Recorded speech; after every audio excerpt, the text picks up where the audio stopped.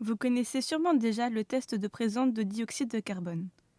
Lorsque vous en injectez dans l'eau de chaux, celle-ci se trouble. Cela est dû à la formation de carbonate de calcium qui est insoluble dans l'eau. L'eau de chaux, c'est simplement une solution aqueuse d'hydroxyde de calcium. Cette réaction fait partie d'un cycle plus large, le cycle du calcaire. Le calcaire est un type de roche sédimentaire contenant un pourcentage élevé de carbonate de calcium. Dans cette leçon, nous allons apprendre comment le calcaire se forme, comment l'utiliser, ainsi que le cycle du calcaire. Il y a des millions d'années, les coquillages et squelettes d'un grand nombre d'organismes marins morts sont tombés dans les fonds marins. Avec les années, ces dépôts se sont épaissis et ont été compressés par d'autres couches de sédiments pour former le calcaire. Comme mentionné dans l'introduction, le calcaire est une roche sédimentaire contenant un pourcentage élevé de carbonate de calcium. Le calcaire possède différentes utilisations et applications dans la vie de tous les jours. Il a été utilisé pour creuser un grand nombre de structures et également pour la construction de bâtiments. Dans une autre leçon, vous en apprendrez plus au sujet des utilisations du calcaire dans la vie de tous les jours. Le calcaire peut être décomposé par la chaleur dans un four rotatif pour donner de la chaux vive et du dioxyde de carbone. Le nom chimique de la chaux vive est l'oxyde de calcium.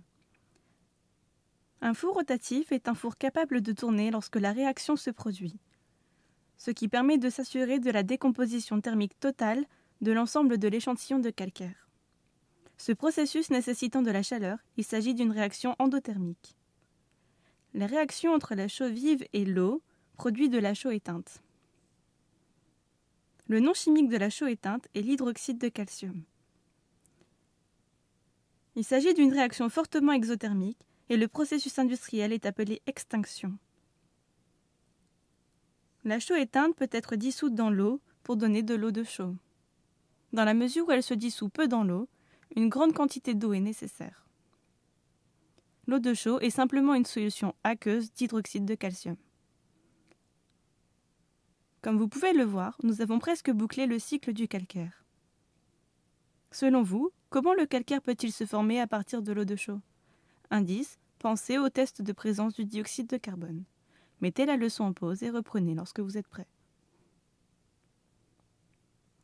Lorsque le dioxyde de carbone traverse l'eau de chaux, du carbonate de calcium se forme.